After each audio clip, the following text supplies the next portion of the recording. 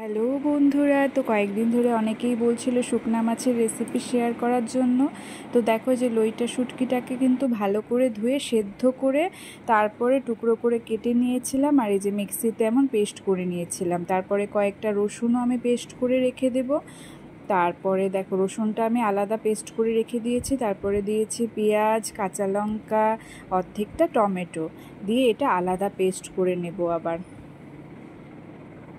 করে নিয়েছি। তারপরে দিয়ে দিয়েছি কড়াইতে সর্ষের তেলটা একটু বেশি লাগবে।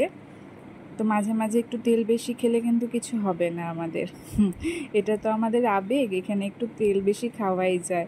তো দেখো এই যে তেল গরম হলে শুকনা মাছটা দিয়ে দিলাম। শুকনা মাছটা ভালো মতন ভাজা ভাজা হবে। এর মধ্যে দিয়ে দিয়েছিলাম সামান্য লবণ আর চিনি, এই যে চিনিও দিয়ে দিলাম অল্প। আর তারপরে এই যে রসুন পেস্টটা দিয়ে দিলাম। এটা ভালো করে লাল লাল করে অনেকক্ষণ ধরে ভাজতে হবে কম আছে।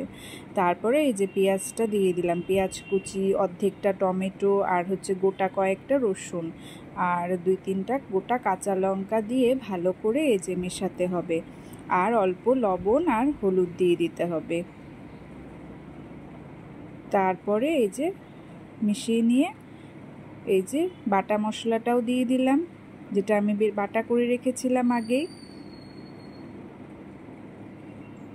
সব কিছু মিলিয়ে নিয়ে লবণ হলুদ দিয়ে তারপরে ঢাকা দিয়ে রেখে দিতে হবে বেশ কিছুক্ষণ। কম আঁচে এটা রান্নাটা হবে, অনেকক্ষণ ধরে করতে হবে, অনেকটা সময় নিয়ে করতে হবে রান্নাটা, একদম কম আঁচে হবে।